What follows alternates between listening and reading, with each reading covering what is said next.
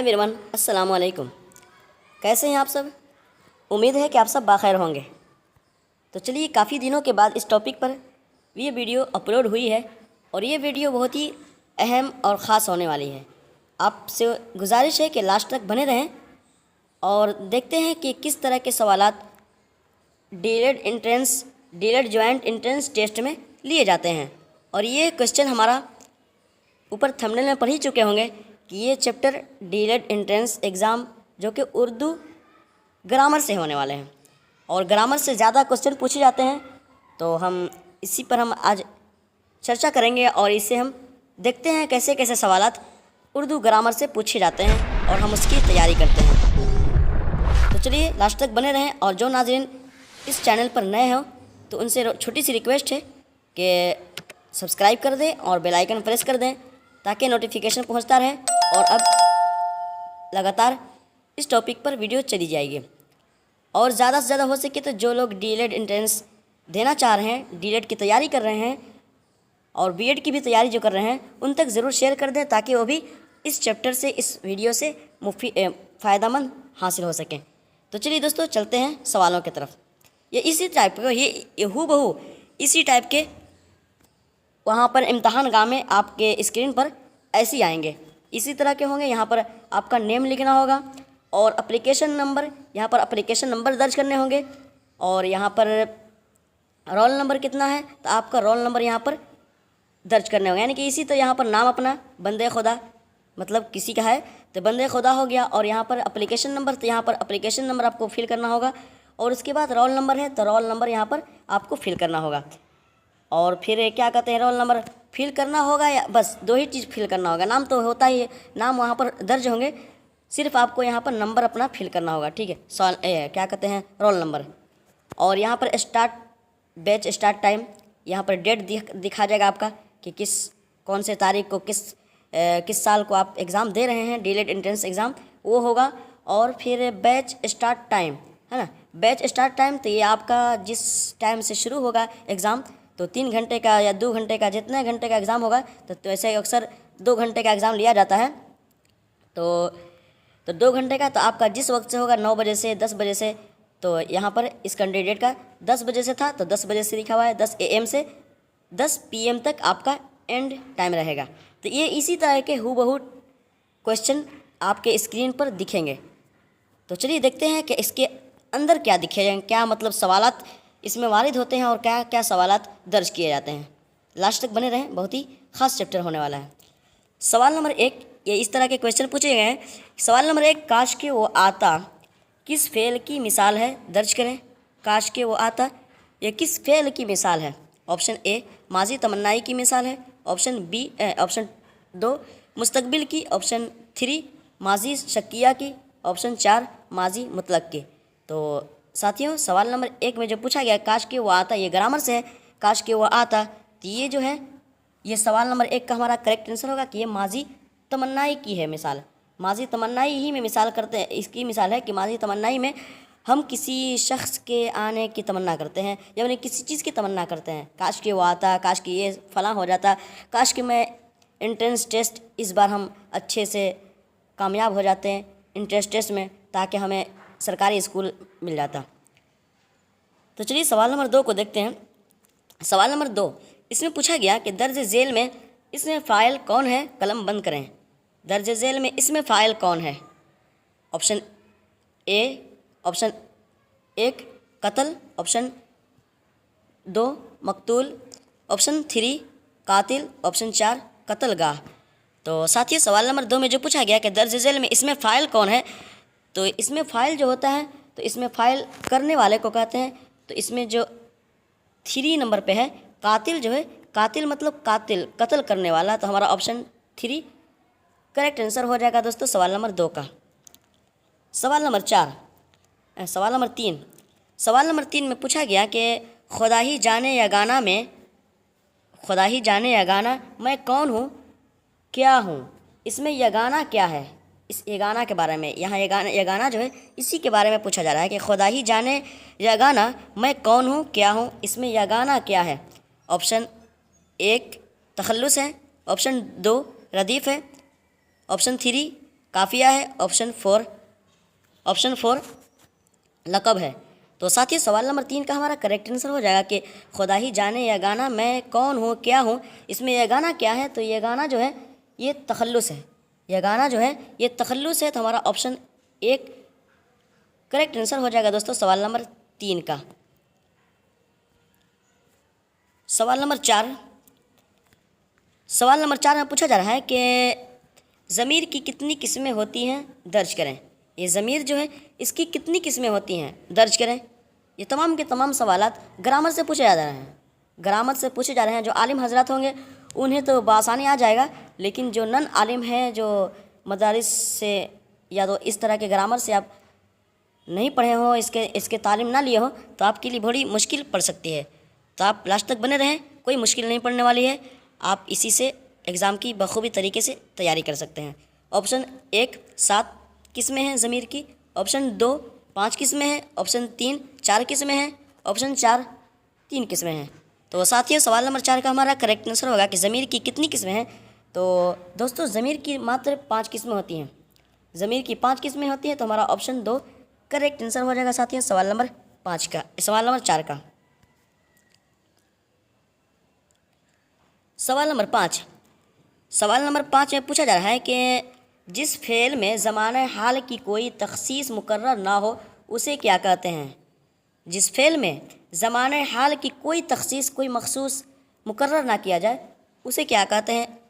Option 1 हाल नातमाम, option 2 हाल अम्र, option 3 हाल एहतमाली, option 4 हाल मुतलक। तो दोस्तों सवाल नंबर 5 का हमारा करेक्ट आंसर होगा कि जिस फ़ेल में ज़माने हाल की कोई तख़सीस मुकर्रर ना हो उसे क्या कहते हैं, तो उसे हाल मुतलक कहते हैं, सिंपल हाल मुतलक। तो हमारा ऑप्शन 4 करेक्ट आंसर हो जाएगा दोस्तों सवाल नंबर 5 का। इसको थोड़ा लंबा है, इसको छोटा कर देते हैं और थोड़ा नीचे। सवाल नंबर 6 इसमें पूछा गया कि जाहिद ने बकर को मारा, इस जुमले में बकर क्या है, मुंतखब करें। जाहिद ने बकर को मारा, इस जुमले में बकर जो है ये क्या है, मुंतखब करें। ऑप्शन 1 फ़ाइल है, ऑप्शन 2 मफ़ऊल है, ऑप्शन 3 ज़मीर है, ऑप्शन 4 मज़दर है। तो दोस्तों सवाल नंबर 6 में जो पूछा गया कि जाहिद ने बकर को मारा, इस जुमले में बकर क्या है, तो इस जुमले में बकर जो है ये मफ़ऊल है, क्योंकि इस पर काम वाक़े हुआ तो इसको मफ़ऊल कहेंगे। और जाहिद जो है ये फ़ाइल है, तो फ़ाइल के बारे में नहीं पूछा जा रहा है बल्कि बकर के बारे में पूछा जा रहा है, जिसने जो पिटाया है, जो मार खाया है, उसी के बारे में। तो ऑप्शन 2 हमारा करेक्ट आंसर हो जाएगा दोस्तों सवाल नंबर 6 का। सवाल नंबर 7 में पूछा जा रहा है कि वह पढ़ने जाता था, इस जुमले में ज़मीर की सही निशानदेही करें। वह पढ़ने जाता था, इस जुमले में ज़मीर की सही निशानदेही करें कि इस जुमले में कौन सा लफ्ज़ ज़मीर है। ऑप्शन 1 पढ़ने, ऑप्शन 2 वह, ऑप्शन 3 जाता था, ऑप्शन 4 तीनों। तो साथियों सवाल नंबर 7 का हमारा करेक्ट आंसर जो होगा कि वह पढ़ने जाता था, इस जुमले में ज़मीर कौन सी है, तो ज़मीर ये वो है।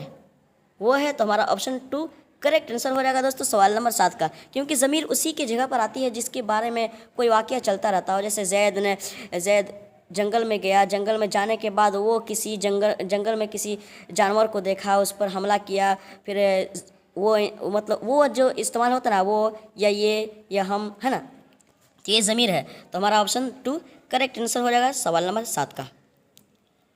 सवाल नंबर 8 इसमें पूछा गया कि शायद वो बीमार है, इस जुमले में ये जुमला फ़ेले हाल के किस किस्म से ताल्लुक़ रखता है। शायद वो बीमार है, ये जुमला फ़ेले हाल के किस किस्म से ताल्लुक़ रखता है। ऑप्शन 1 एहतमाली से, ऑप्शन 2 मुस्तकबिल से, ऑप्शन 3 माजी मुतलक से, ऑप्शन 4 माजी फ़ेले अमर से। तो साथियों सवाल नंबर 8 का हमारा करेक्ट आंसर होगा कि शायद वो बीमार है, तो ये जो किस किस्म से, फ़ेले हाल के कौन सी किस्म से ताल्लुक़ रखता है, तो ये माजी एहतमाली से, ठीक है, फ़ेले एहतमाली से, हाल एहतमाली से ताल्लुक़ रखता है। तो हमारा ऑप्शन 1 करेक्ट आंसर हो जाएगा सवाल नंबर 8 का। सवाल नंबर 9 इसमें पूछा जा रहा है कि ज़ैल में मुज़ारे की सही मिसाल मुंतखब करें। ये मुज़ारे जो है इसकी सही मिसाल मुंतखब करें। ऑप्शन 1 जैद ने पढ़ा, ऑप्शन 2 जैद पढ़ता है, ऑप्शन 3 जैद पढ़ेगा, ऑप्शन 4 जैद पढ़ो। तो दोस्तों सवाल नंबर 9 में जो पूछा गया कि ज़ेल में मुजारे की सही मिसाल मुंतखब करें, तो मुजारे की मिसाल इसमें हमारा ऑप्शन 3 जो है ये सही हो जाएगा, क्योंकि जैद पढ़ेगा यानी कि मुस्तकबिल में पढ़ेगा। तो मुजारे में 2 चीज़ आती हैं, फ़ेल हाल और फ़ेल मुस्तकबिल। 2 चीज़ों से मुस्तकबिल फ़ेल मुजारे बनता है। तो हमारा ऑप्शन 3 करेक्ट आंसर हो जाएगा साथियों सवाल नंबर 9 का। सवाल नंबर 10 में पूछा जा रहा है फ़ेल माज़ी करीब से हम समझते हैं कि फ़ेल ... के ज़माने में वाक़ हुआ है। फ़ेल माज़ी करीब से हम समझते हैं कि फ़ेल ... के ज़माने में वाक़ हुआ। यहाँ पर पुर करने के लिए कहा जा रहा है कि फ़ेल बहुत करीब ऑप्शन 2, फ़ेल बहुत दूर ऑप्शन 3, फ़ेल बहुत रात ऑप्शन 4, फ़ेल बहुत दिन। तो साथियों सवाल नंबर 10 का हमारा करेक्ट आंसर हो जाएगा कि फ़ेल माज़ी करीब से हम समझते हैं कि फ़ेल बहुत करीब है ना, फ़ेल बहुत करीब के ज़माने में वाक़ हुआ है। फ़ेल बहुत करीब के ज़माने में वाक़ हुआ है। तो हमारा ऑप्शन 1 करेक्ट आंसर हो जाएगा दोस्तों सवाल नंबर 10 का। सवाल नंबर 11 इसमें पूछा जा रहा है कि केरल में कौन सी ज़बान बोली जाती है, मुंतखब करें। ये केरल जो है उसमें केरल में कौन सी ज़बान बोली जाती है। Option 1 Tamil, option 2 Telugu, option 3 Kannada, option 4 Malayalam. तो दोस्तों सवाल नंबर 11 का हमारा करेक्ट आंसर होगा केरल में मलयालम बोली जाती है, मलयालम ज़बान बोली जाती है। तो हमारा ऑप्शन 4 करेक्ट आंसर हो जाएगा दोस्तों सवाल नंबर 11 का। तो चलिए साथियों जो नाज़रीन इस चैनल पर जो अभी नाज़रीन जुड़े हुए हों और सब्सक्राइब ना किए हों तो प्लीज़ सब्सक्राइब कर दें। बहुत ही ख़ास चैप्टर है, बहुत ही अहम सवालात हैं। ये तमाम के तमाम सवालात पूछे जाते हैं और इसी तरह के पूछे गए हैं और ये ग्रामर से क्वेश्चन है। और ये सब एग्ज़ाम में डीएलएड एंट्रेंस टेस्ट में और बीएड एंट्रेंस टेस्ट में ऐसे ही क्वेश्चन बनते हैं, ज़्यादातर ग्रामर से पूछे जाते हैं। क्योंकि ग्रामर जो कि आप सब के लिए, उन नन आलिम के लिए जो आलिम नहीं है उनके लिए ये सवालात बहुत ही मुश्किल पड़ जाते हैं, टफ पड़ जाते हैं। इसी वजह से मतलब इस टेस्ट में ग्रामर से सवाल किए जाते हैं ज़्यादातर। तो इसलिए आप सब्सक्राइब कर दें, बेल आइकन ज़रूर प्रेस कर दें ताकि आपको चैप्टर वाइज चैप्टर या जब भी ग्रामर की वीडियो अपलोड की जाए आप तक ज़रूर पहुंच जाए। आप उसकी तैयारी करके अच्छे से नंबरात लाकर आप ज़रूर सरकारी स्कूल में नाम दर्ज कर सकें। सवाल नंबर 12 में पूछा जा रहा है कि मत जाओ ये कौन सा फ़ेल है, इंतखाब करें। ये मत जाओ ये कौन सा फ़ेल है। ऑप्शन 1 माजी तमन्नाई, ऑप्शन 2 निदा है, ऑप्शन 3 फ़ेल अम्र है, ऑप्शन 4 फ़ेल नहीं है। तो साथियों सवाल नंबर 12 का हमारा करेक्ट आंसर होगा कि मत जाओ ये कौन सा फ़ेल है। तो ये मत जाओ ये किसी को हुक्म दे रहा है, किसी को मना करने का हुक्म दे रहा है। तो मत जाओ यानी कि ये फ़ेल नहीं है, मत जाओ फ़ेल नहीं की मिसाल है। तो हमारा ऑप्शन 4 करेक्ट आंसर हो जाएगा दोस्तों सवाल नंबर 12 का। सवाल नंबर 13 इसको भी थोड़ा छोटा कर लेते हैं थोड़ा ताकि दिख जाए। सवाल नंबर 13 इसमें पूछा गया कितने बजे हैं, ये किस तरह का जुमला है, दर्ज करें। ये मतलब पूछा गया सवाल नंबर 13 में कितने बजे हैं, ये किस तरह का जुमला है, दर्ज करें। ऑप्शन 1 अम्र है, ऑप्शन 2 खबरिया है, ऑप्शन 3 सवालिया है, ऑप्शन 4 नातमाम है। तो साथियों सवाल नंबर 13 का बहुत ही आसान सवाल है कि कितने बजे हैं, ये तो पूछा जा रहा है ना। इससे हमें पता चल रहा है कि ये पूछा जा रहा है कि ये कितने बजे हैं। अगरचे यहाँ पर सवालिया निशान ना दिया गया हो लेकिन यहाँ पर पूछा जा रहा है कितने बजे हैं, तो ये हमारा सवालिया निशान है। तो हमारा ऑप्शन 3 करेक्ट आंसर हो जाएगा साथियों सवाल नंबर 13 का। सवाल नंबर 14 में पूछा जा रहा है कि ये लड़का है, इस जुमले में ये क्या है। ये जो है ये लड़का है, इस जुमले में ये क्या है। ऑप्शन 1 फ़ाइल है, ऑप्शन 2 मुब्तदा है, ऑप्शन 3 फ़ेल है, ऑप्शन 4 खबर है। तो साथियों सवाल नंबर 14 का हमारा करेक्ट आंसर होगा कि ये लड़का है, इस जुमले में ये क्या है। तो ये है मुब्तदा, ठीक है, ये मुब्तदा है यानी कि शुरू में आया है। तो हमारा ऑप्शन 2 करेक्ट आंसर हो जाएगा दोस्तों सवाल नंबर 14 का, क्योंकि ये मुब्तदा है, शुरू में आता है, जो उसी को मुब्तदा कहते हैं, तो ये मुब्तदा है। सवाल नंबर 15 इसमें पूछा गया कि साबका ... में आने वाले को कहते हैं। साबका में आने वाले को कहते हैं यानी कि साबका अब किसको, ठीक है। ऑप्शन 1 फ़ेल, साबका फ़ेल में आने वाले को कहते हैं। ऑप्शन 2 आखिर में आने को कहते हैं। ऑप्शन 3 दरमियान में आने को कहते हैं। ऑप्शन 4 शुरू में आने वाले को कहते हैं। तो साथियों सवाल नंबर 15 का भी आसान सवाल है, ये ग्रामर से ही है। तो साबका कहते हैं, मतलब साबका जो है दोस्तों, साबका कहते हैं हम शुरू को, ठीक है, शुरुआत को। तो साबका शुरू में आने वाले को कहते हैं। साबका जो है वो शुरू में आने वाले को कहते हैं। तो हमारा ऑप्शन 4 करेक्ट आंसर हो जाएगा साथियों सवाल नंबर 15 का। सवाल नंबर 16, इसमें पूछा गया कि चार मीनार कहाँ वाक़ है, सही निशानदही करें। ये चार मीनार जो है ये कहाँ वाक़ है, सही निशानदही करें। ऑप्शन 1 आगरा में, ऑप्शन 2 हैदराबाद में, ऑप्शन 3 दिल्ली में, ऑप्शन 4 लखनऊ में। तो साथियों सवाल नंबर 16 का हमारा करेक्ट आंसर होगा कि चार मीनार कहाँ वाक़ है। तो चार मीनार ये हैदराबाद में वाक़ है। तो हमारा ऑप्शन 2 करेक्ट आंसर हो जाएगा दोस्तों सवाल नंबर 16 का। सवाल नंबर 17, इसमें पूछा गया कि दीवाने को पागल ... में डाल दो, खाली जगह को मुनासिब लफ्ज़ से पुर करें। दीवाने को किस में डाल दो, खाली जगह को मुनासिब लफ्ज़ से पुर करें। ऑप्शन 1 घर में डाल दो, ऑप्शन 2 बान में डाल दो, ऑप्शन 3 खाना में डाल दो, ऑप्शन 4 पोश में डाल दो। तो दोस्तों सवाल नंबर 17 का हमारा करेक्ट आंसर हो जाएगा कि दीवाने को पागल खाना में डाल दो, ठीक है, पागल खाना में डाल दो। तो हमारा ऑप्शन 3 करेक्ट आंसर हो जाएगा दोस्तों सवाल नंबर 17 का।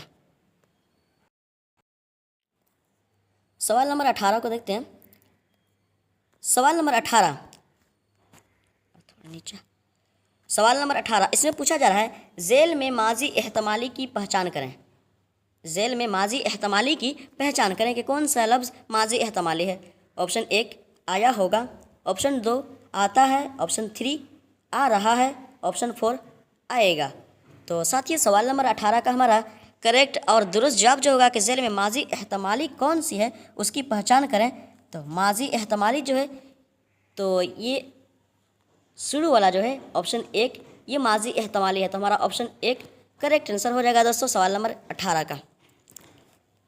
सवाल नंबर 19, सवाल नंबर 19 में पूछा जा रहा है कि मजमुआ तसलीस हयात के खालिक कौन है, दर्ज करें। ये मजमुआ जो तसलीस हयात है तो इसके खालिक कौन है, यानी कि इसके मुसन्निफ़ कौन है, दर्ज करें। Option 1 Parveen Shakir, option 2 Ahmad Faraz, option 3 Parvez Shahidi, option 4 Ghalib. साथियों सवाल नंबर 19 में जो पूछा गया कि मजमुआ तसलीस हयात के खालिक कौन है, दर्ज करें। तो साथियों सवाल नंबर 19 का हमारा करेक्ट आंसर जो होगा कि तसलीस हयात के मुसन्निफ़ यानी कि खालिक कौन है, तो ये गालिब हैं। तो हमारा ऑप्शन 4 करेक्ट आंसर हो जाएगा दोस्तों सवाल नंबर 19 का। साथियों ये तमाम सवालात ना डीएलएड एंट्रेंस टेस्ट में ये सब में ऑप्शन 1 2 ही करके आते हैं। अलिफ 2 अलिफ बा ता, मतलब अलिफ बा जिम दाल ऐसे करके नहीं आते हैं।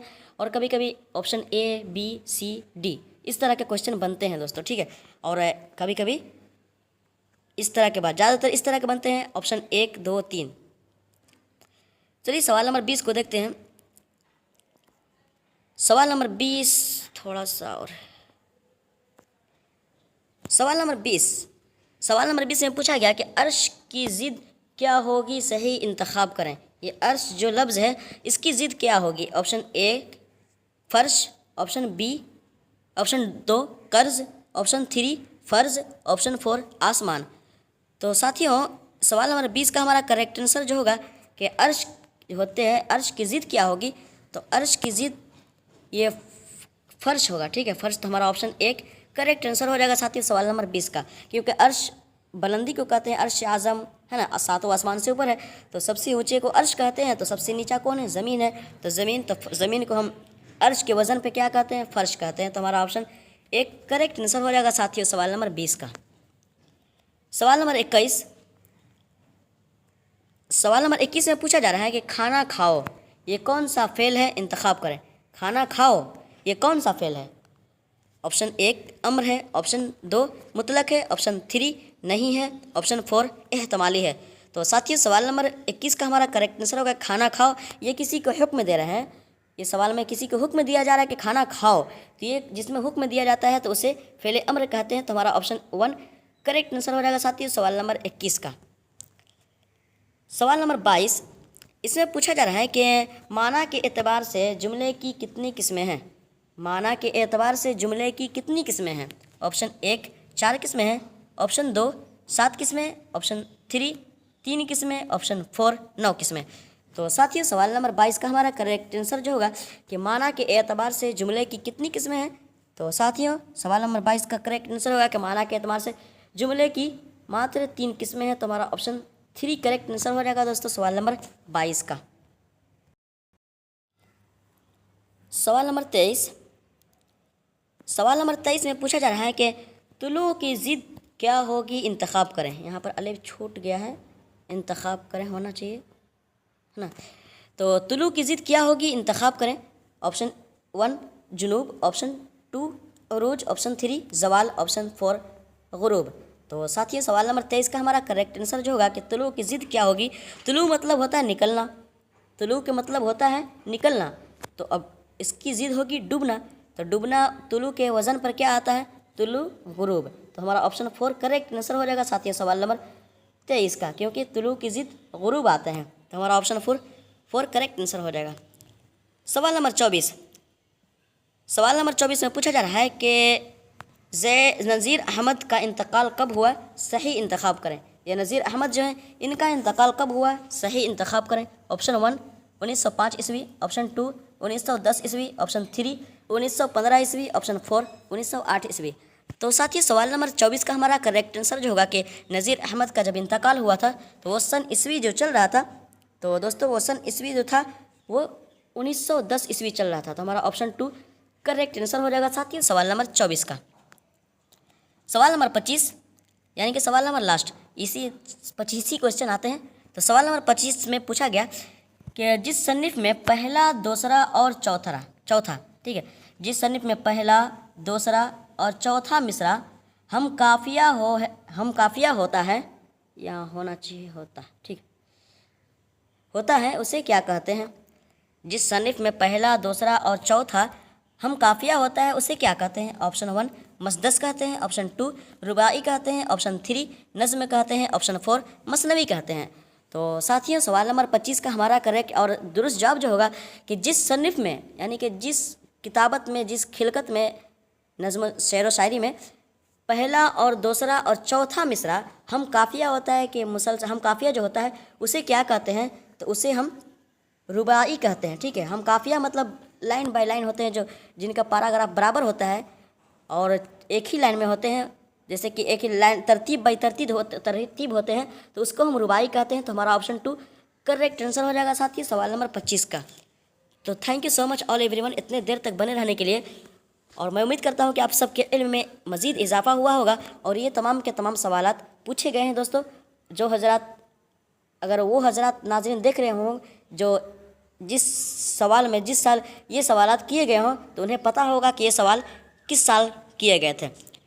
तो मैं उम्मीद करता हूँ कि आप सबके इल्म में मज़ीद इजाफा हुआ होगा और आप इसी तरह चैप्टर बाय चैप्टर, यानी कि जब वीडियो अपलोड की जाए डीएलएड एंट्रेंस की, तो आप लास्ट तक ज़रूर बने रहें और अपनी तैयारियों को मजबूत करें, ताकि आप एग्ज़ाम हॉल में जब बैठें टेस्ट के लिए तो अच्छे से अच्छे नंबरात लाएं, ताकि आपको सरकारी स्कूल में नामांकन करने की मतलब ये मिल जाए आपको कि वहाँ आपका नामांकन हो सके, नाम दर्ज कर सकें। तो साथियों चलिए मिलते हैं अगले टॉपिक पर, अगली वीडियो में अगले सवालों के साथ। तब तक के लिए अपना ख्याल रखें और अब हमें भी अपने दुआओं में याद रखें। अल्लाह हाफिज़।